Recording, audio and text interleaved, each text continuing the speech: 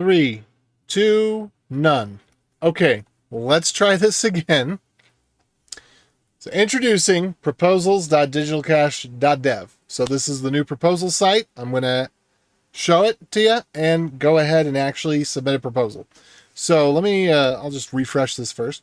So what you can see here is it shows you the submit after date, meaning this is the date at which ideally you would submit your proposal to avoid confusion as to what period it belongs in. Then we have the vote deadline, which is when it must be voted on. And then we have the pay date. These are all estimates based on blocks. The submit after, you can submit before then, but it's dated to after that date so that it ends up in this voting period. And then likewise, the pay date is the end date is extended past the pay date so that if by 3 days, so that if there's anything wrong there, you'll still get the payment. So that's the first bit, is just it comes up with this list, and it's going to be accurate within about 15 to 20 minutes for the entire year and a half. But like I said, there's huge margins on that. So we can adjust what our start period is. Usually when you're submitting, you either want to submit for the current period or the next period after that if you're not sure that there's enough days left to get the vote. So then the number of payments for the proposal I'm doing, I only want 2 payments. And then the payment amount for mine, it's going to be 75. So then you can see here, total dash if everybody votes for your proposal. Next, we have the proposal name. Now I already have my proposal name selected. It needs to be a URL safe name. So no special characters or limited special characters, spaces, things like that. Then we're going to have our proposal URL, payment address. This is all stuff I filled in before, hence it's auto-completing. If we wanted to look at the technical details of what this proposal looks like as an object, we can do that here. So it's got the start epoch, the end epoch. This JSON is canonically sorted according to the way that the keys are supposed to be sorted for signature. And then we have our collateral. You can either paste in collateral that you already have, or you can do a scan to pay. So what I'm going to do is do the scan to pay. Now the problem I had last time was that my Dash Wallet app wasn't in sync, but it let me pay anyway, but then it didn't actually go through. So make sure that your wallet app is up to date before you attempt this.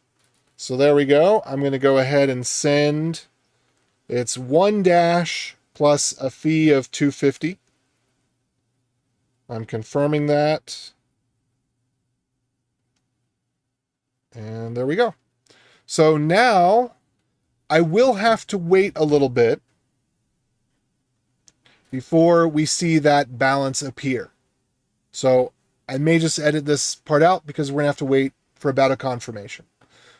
But to confirm that the money was sent successfully, I'm going to go over to RPC here, and we're going to do get address balance, and we'll do addresses, if I could type. Paste that in, and we should see. Oh, I didn't want get address balance. I wanted get. Did I?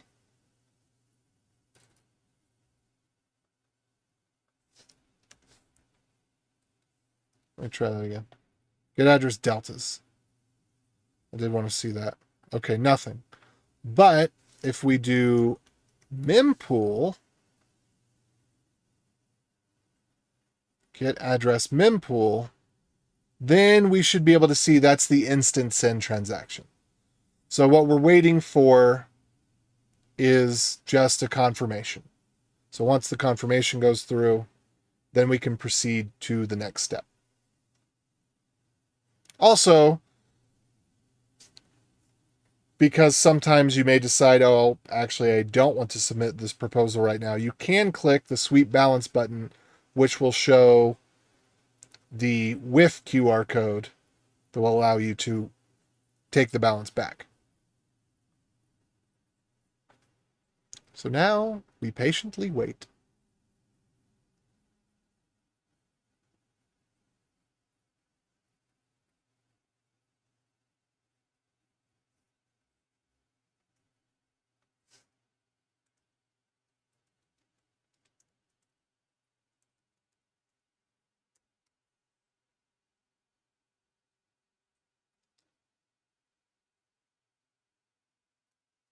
Still nothing.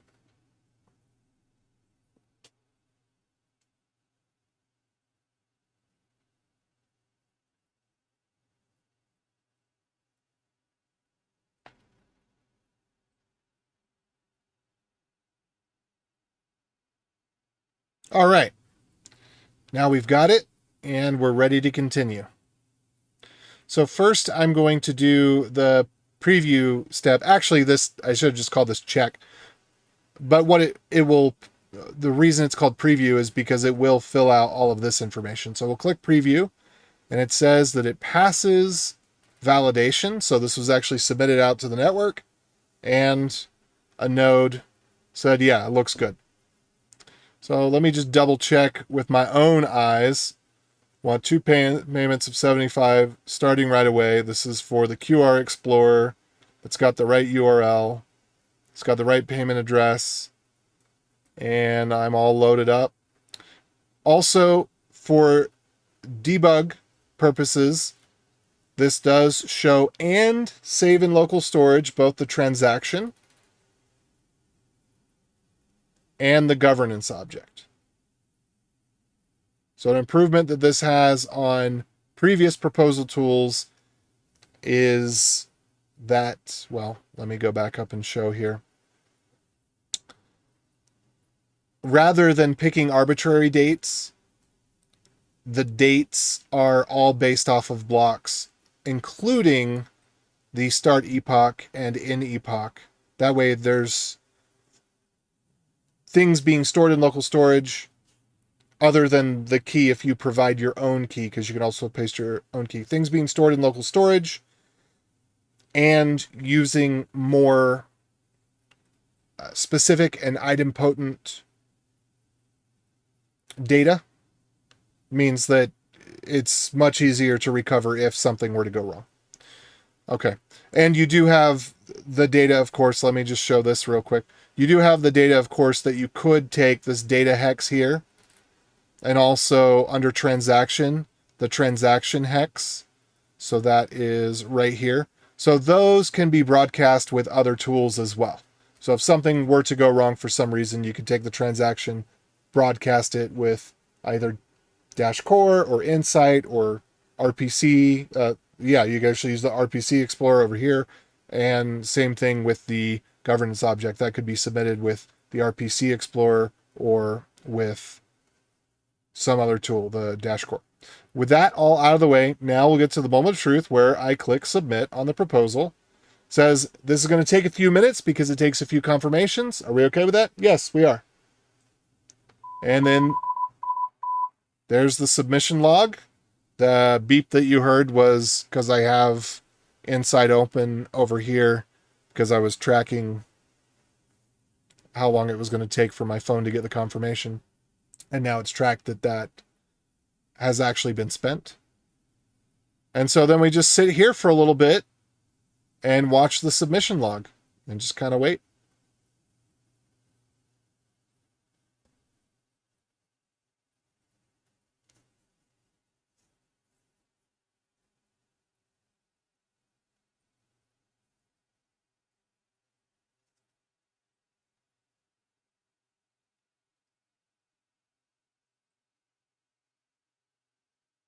Again, this could take as little as 30 seconds or it could take as much as 20 minutes.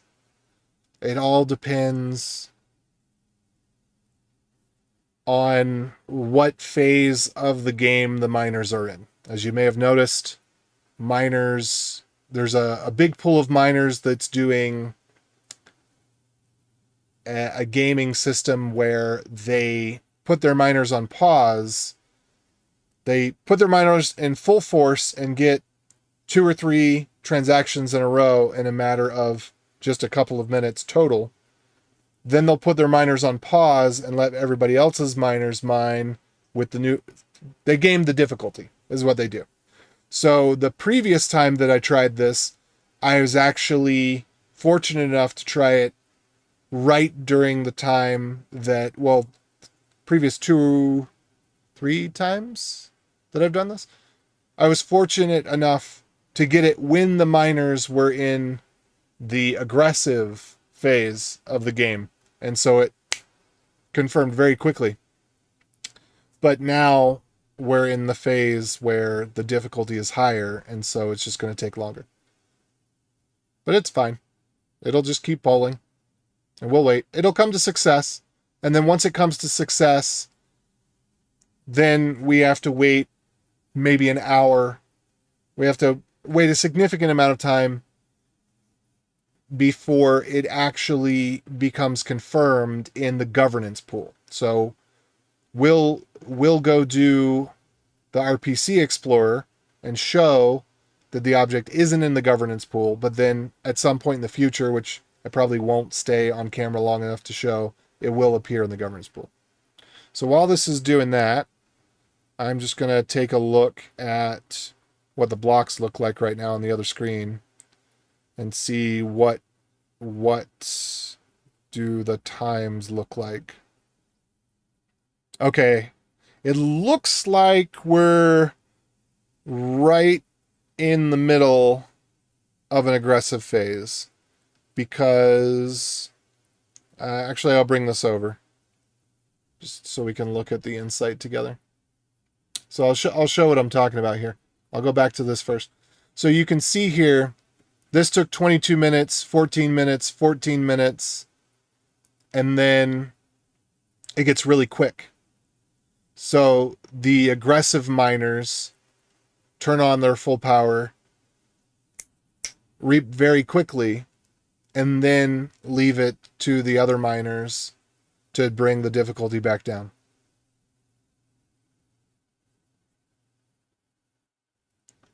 I don't know if my phone confirms with audio. Before, it wasn't my phone confirming, it was that I had the web page open.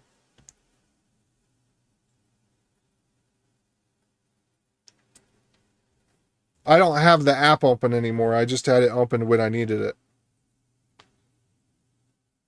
But no, it won't confirm for this phase in either case because there's 2 different things going on here. Well, 3 that I've shown. There was me sending the money from my phone to the scan to pay, or I could have pasted in a WIF that was already preloaded. Then there was, after having created the transaction with this scan to pay,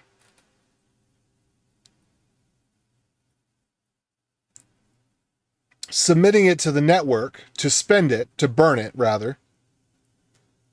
And then there is submitting the governance object to the network.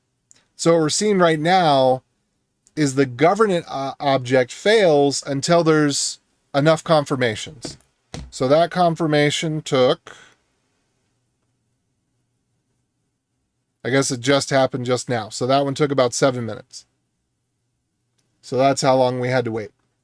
All right, so we click OK. Then it submitted the governance object, and we can see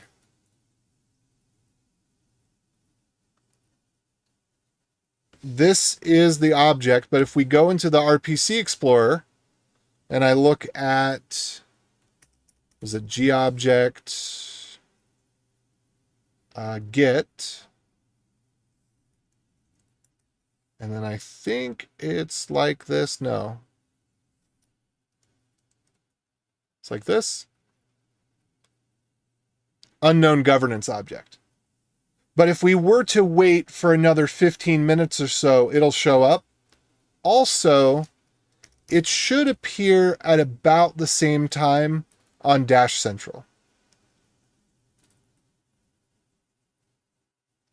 So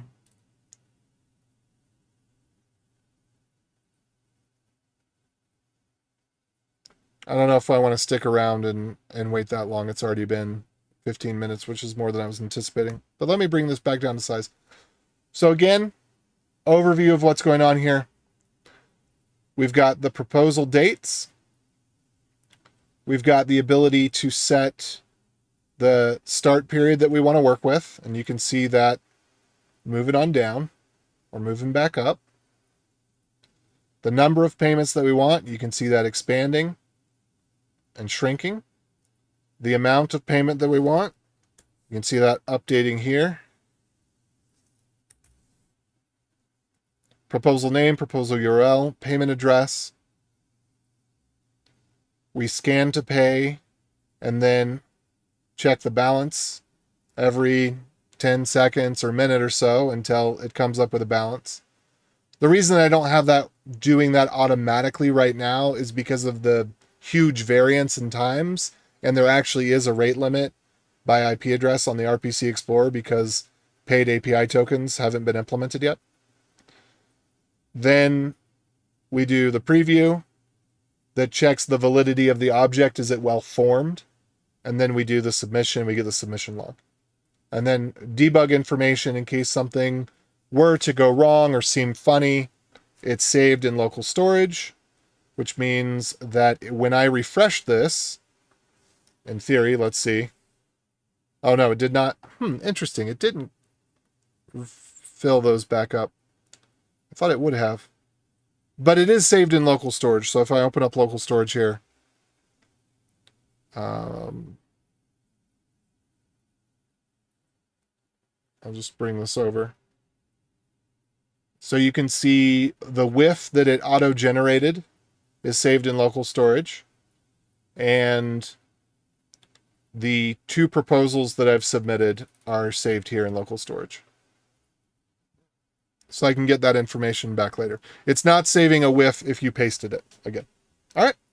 So that's the new proposal tool. That's how it works. And you'll notice I didn't use any Dash Core console. This is all done in the web with the only server-side assistance being the RPC Explorer, which, by the way, it is just Dash Core RPC. So did use Dash Core RPC to do the balance check, to do the GObject check, and to do the GObject submit. Everything else was done in the browser. And the reason that we didn't also use the GObject, what was it? Well, you can't use it. It relies on the internals of the wallet. It doesn't allow you to provide a private key. So we implemented the part that does the signing in JavaScript. So with that out of the way, I'll go ahead and tune this out. Maybe I'll edit. I'll probably just put a timestamp so you can skip ahead. Somebody else can skip ahead past the parts where we're just sitting there waiting. But that was it. I hope you enjoyed. If you got any more questions, I'll stick around for 1 more minute and then I'll hit end stream.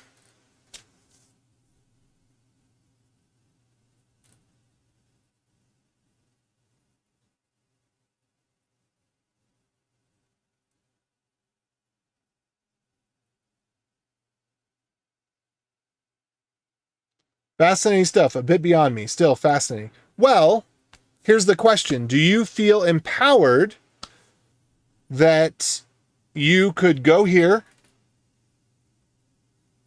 put in the start period, payment information, your name, your URL, your payment address, scan the QR code, and hit submit?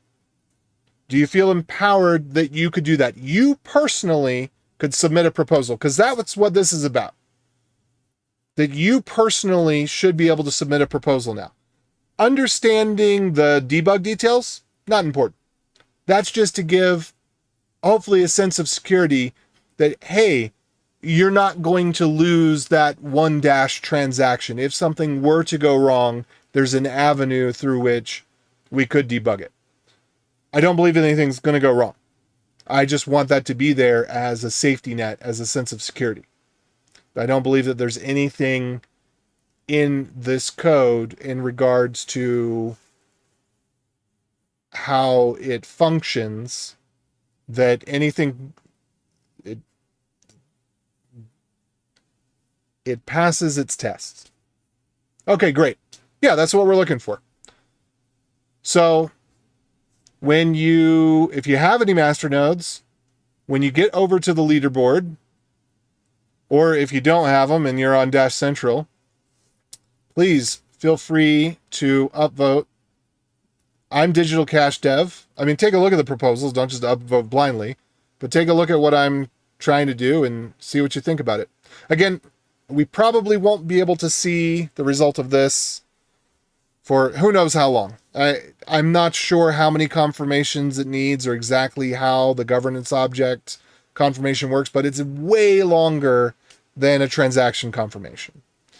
So I think I heard that the number is it's 6 confirmations, which right now that could take an hour, based on what I'm seeing with